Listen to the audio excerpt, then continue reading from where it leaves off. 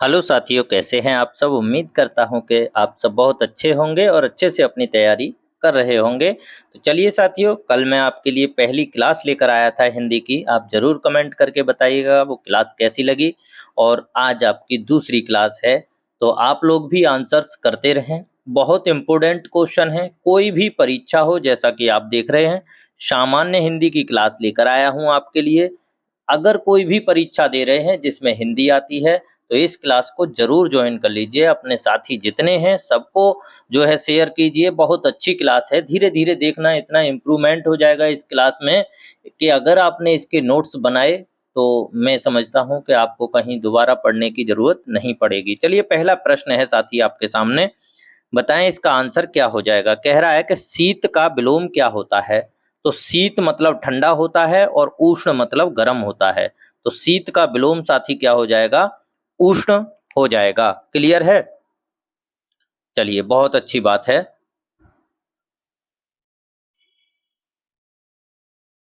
अगला प्रश्न है बच्चे आपके सामने, कह रहा है कि कर का अर्थ इनमें से नहीं है। कर का इनमें से कौन सा अर्थ नहीं है। तो देखिए, कर बोलते हैं, हाथ को भी कर बोला जाता है, किरण को भी कर बोलते हैं और टैक्स को भी हम कर बोलते हैं, लेकिन सूर्य को हम कर नहीं बोलते। तो ऑप्शन नंबर 1 इसका बिल्कुल सही हो जाएगा। अगला प्रश्न है बच्चे आपके सामने, बताएं इसका आंसर क्या होगा। जो कठिनाई से मिलता है के लिए एक शब्द बताना है। जो कठिनाई से मिलता है, तो साथी जो कठिनाई से मिलता है उसको कहते हैं दुर्लभ। दुर्ग दुर्लभ, याद रखना, दुर्गम भी इसमें लिखा हुआ है। दुर्गम का जो है कठिनाई पहुंचने में, चलने में दुर्गम है ना। मिलना यानी दुर्लभ है। कठिन, कठिनाई से मिलोगे तो दुर्लभ कहलाएगा। और कहीं ऐसा स्थान की बात कर रहा हो तो कहेंगे दुर्गम। दुर्गम स्थान है। ठीक है। चलिए, इस तरीके से समझते भी चलिएगा साथी, है ना। अच्छी क्लास है आपके लिए, बहुत बढ़िया, एकदम बेहतरीन क्लास है। अनिल और अनल दो शब्द दिए हैं, कह रहा है इनका सही अर्थ देने वाला एक इनमें से कौन सा युग्म है। अनिल मतलब साथी क्या होता है और अनल क्या होता है। अनल का मतलब होता है साथी, अनल का मतलब होता है आग। आग। और अनिल का मतलब होता है हवा।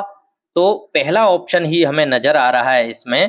पहले ऑप्शन में आपको नजर आ रहा होगा कि अनिल मतलब वायु होती है और अनल मतलब अग्नि होती है। क्लियर है। चलिए, पराजय में उपसर्ग आपसे पूछा गया है। उपसर्ग, उपसर्ग को आप समझ लीजिए। उपसर्ग जो किसी शब्द के आगे कोई शब्दांश लग जाए, किसी शब्द के आगे, यानी कि इस तरफ जोड़ा जाएगा तो वो क्या कहलाएगा, उपसर्ग कहलाएगा। अगर पीछे जोड़ा जाएगा साथी तो उसको प्रत्यय कहते हैं। क्लियर है। तो इसमें पूछ रहा है पराजय में उपसर्ग क्या होगा। तो पराजय में उपसर्ग आपको साथी बताना है, जल्दी से बता दीजिए। उम्मीद करता हूं आप सभी को पता होगा। तो परा इसमें क्या हो जाएगा, उपसर्ग हो जाएगा। देखिए, उपसर्ग का मतलब होता है एक शब्द होना चाहिए, उसमें शब्दांश जुड़कर उसका अर्थ चेंज कर दे। तो एक शब्द जो है इसमें क्या है, जय है। जय में क्या जोड़ दिया गया है, परा जोड़ दिया गया, पराजय बन गया। चलिए साथी, अगला प्रश्न आपके सामने, लिखावट में प्रत्यय। मैंने कहा था अभी आपसे कि शब्द के अगर पीछे कोई शब्दांश जुड़ जाए, शब्द शब्दांश, ठीक है, जोड़ दिया जाए जिससे कि इस शब्द का अर्थ बदल जाए, उसको प्रत्यय कहेंगे। तो वह शब्दांश क्या होगा, लिखावट में आपको वह शब्दांश ढूंढना है कौन सा होगा। लिख प्लस आवट। तो ऑप्शन नंबर 4 बिल्कुल सही हो जाएगा साथी। अगले प्रश्न की ओर चलते हैं। अगला प्रश्न है, महोत्सव का संधि विच्छेद करना है बाबू। महोत्सव का संधि विच्छेद करना है। महोत्सव का संधि विच्छेद कर दीजिए बाबू, क्या हो जाएगा। देखिए, एक चीज तो याद रखिएगा कि इसमें उत्सव तो आना ही है। उत्सव ढूंढिए सबसे पहले। अब इसमें चारों में ही उत्सव दे दिया है और कह रहा है कि महो। तो अब जो लगाएगा इसका पहला ऑप्शन वो गलत हो जाएगा। महो प्लस उत्सव नहीं होगा, महा प्लस उत्सव होगा। तो आ और उ मिलकर उ की मात्रा लगा देंगे और अगर इसमें पूछ लेता कि संधि कौन सी है साथी, तो इसमें कितनी मात्राएं हैं, एक मात्रा है, तो यह कौन सी हो जाएगी, गुण संधि कहलाएगी। क्लियर है साथी? तो इसका ऑप्शन हो जाएगा ऑप्शन नंबर 2 बिल्कुल सही हो जाएगा, महा प्लस उत्सव महोत्सव कहलाएगा। अगले प्रश्न की ओर चलते हैं बच्चे। अगला प्रश्न है, मैंने घर जाना था, अशुद्ध अंश छांटना है। मैंने घर जाना था, नहीं, यहां पर अगर मैंने को हटाकर ये लिख देते मुझे घर जाना था तो सही होता। मैंने नहीं आएगा यहां पर, यानी कि मैंने ही इसका अशुद्ध अंश है।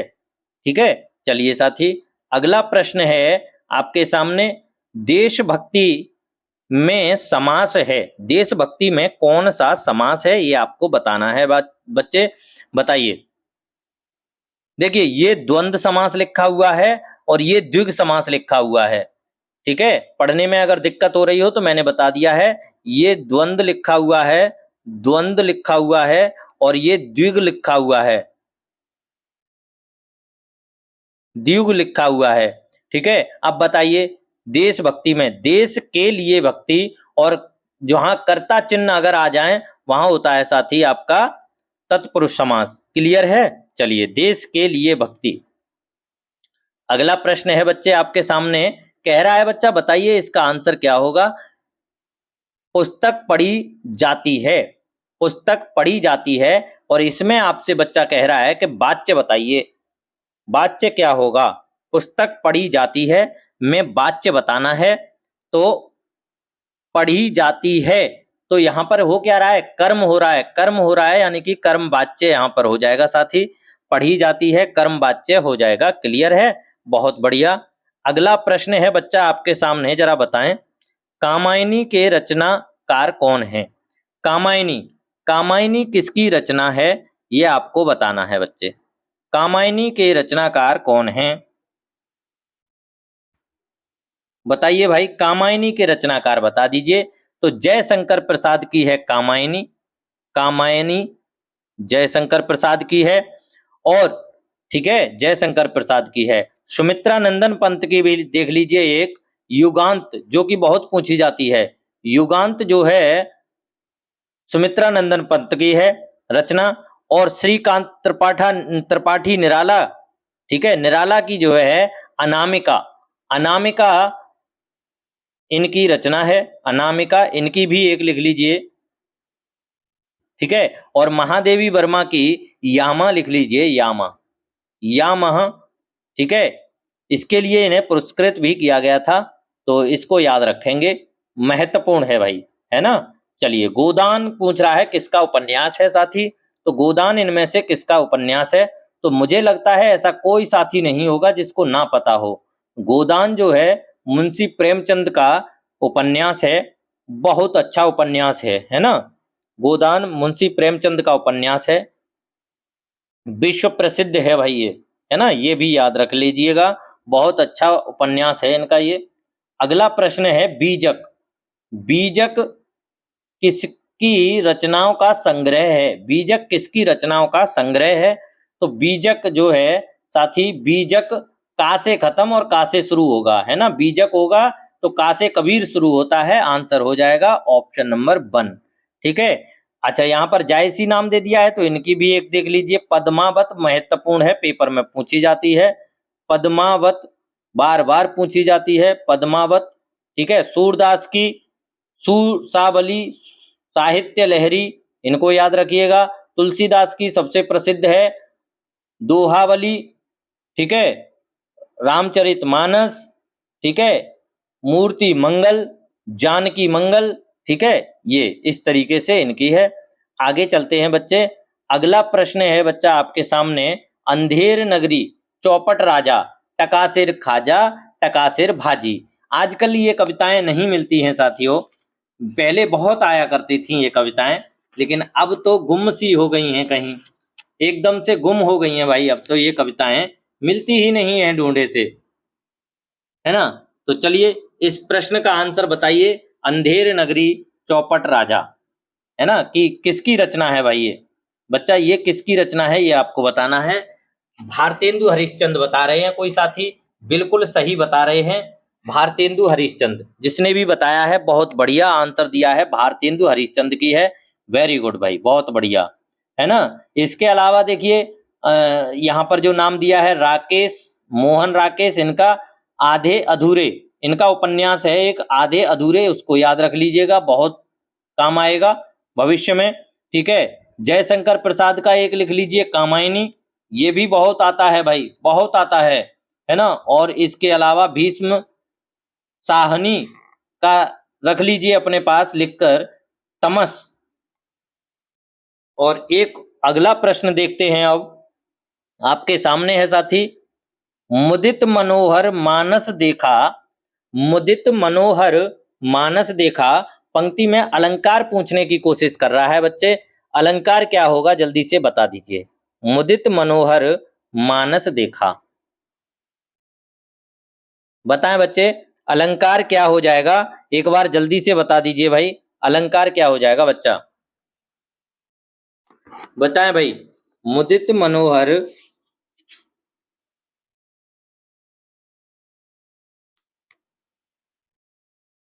देखिए इसका अलंकार क्या हो जाएगा, अनुप्रास अलंकार हो जाएगा बच्चा, बहुत बढ़िया, अनुप्रास अलंकार हो जाएगा, इसमें अनुप्रास अलंकार हो जाएगा। अगला प्रश्न है बच्चे, वीर रस का स्थायी भाव क्या होता है।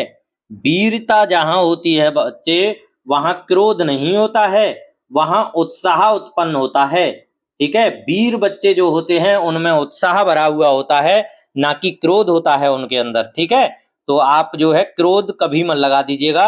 और रति जो होता है यह श्रृंगार रस का होता है, और श्रृंगार रस बच्चा दो प्रकार का होता है, एक वियोग श्रृंगार और एक होता है आपका संयोग श्रृंगार। क्लियर है, चलिए अगला प्रश्न है बच्चे आपके सामने, कह रहा है दामिनी दमन दमक रही घन माही, खल के प्रति जथा थिर नाही। इन पंक्तियों में छंद आपसे बच्चे पूछा है, बड़े आसानी से आप छंद को बता देंगे।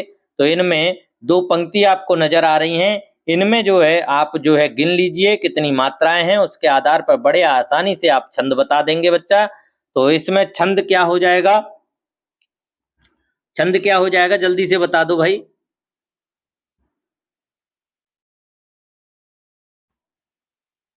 तो इसका छंद हो जाएगा चौपाई। इसमें दो पंक्तियां दे रखी हैं केवल, याद रखना, है ना, दो पंक्तियां दे रखी हैं इसमें। चलिए अगला प्रश्न है बच्चे आपके सामने, कह रहा है कि बताएं भाववाच्य का इनमें से कौन सा उदाहरण है। भाववाच्य बच्चा, भाववाच्य तो आप जानते ही होंगे, जहां भाव हो और भाव कभी दिखाई नहीं देता। ठीक है, अब चला जाए, अब चला जाए नहीं। ठीक है, शीला से खाया नहीं जाता, बिल्कुल यही आंसर हो जाएगा। ठीक है, यही आंसर हो जाएगा आपका। चलिए भाववाच्य हो जाएगा खाया नहीं जाता। अगला प्रश्न है बच्चे आपके सामने, नेताजी ने कहा था तुम मुझे खून दो मैं तुम्हें आजादी दूंगा, इस वाक्य में कौन सा चिन्ह लगा है। इस वाक्य में जो चिन्ह लगाया गया है वह कौन सा चिन्ह लगाया गया है, ये वाला चिन्ह लगाया है, ये कौन सा चिन्ह लगा हुआ है, ये वाला बताएं, इस चिन्ह को क्या बोलते हैं। ठीक है, पूर्ण विराम चिन्ह नहीं बोलेंगे, अल्प विराम भी नहीं बोलेंगे, उदाहरण वाला बोलेंगे। ठीक है, प्रश्नवाचक आप जानते ही हैं। ठीक है, कौन सा हो जाएगा, उदाहरण हो जाएगा।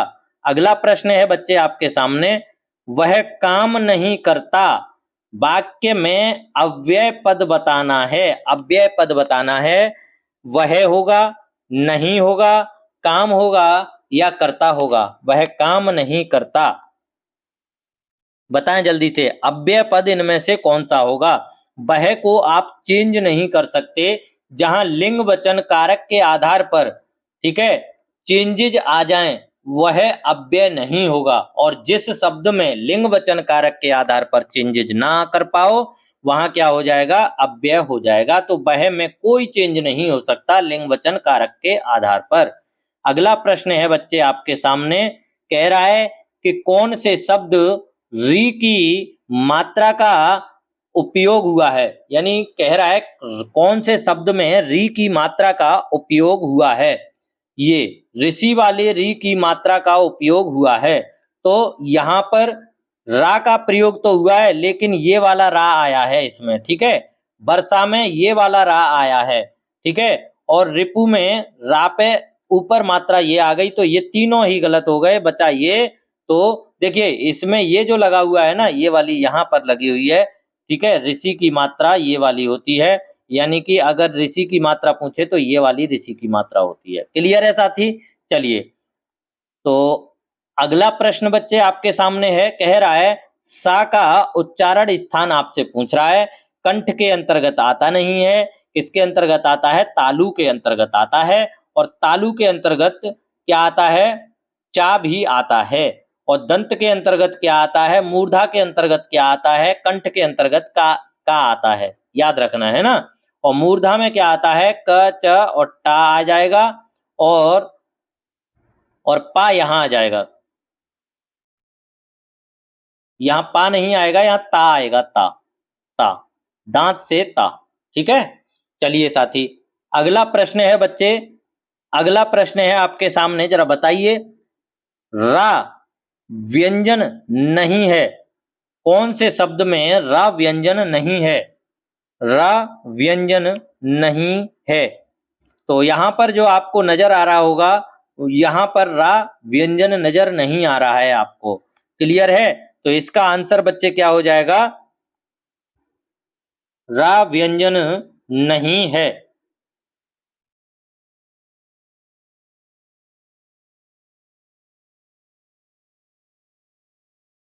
चलिए साथी, कैसी लगी क्लास ये जरूर बताएं, ठीक है, ये जरूर बताएं। एक मिनट, इस प्रश्न का एक बार और देख लेते हैं। कह रहा है हमसे कौन से शब्द में रा व्यंजन नहीं है?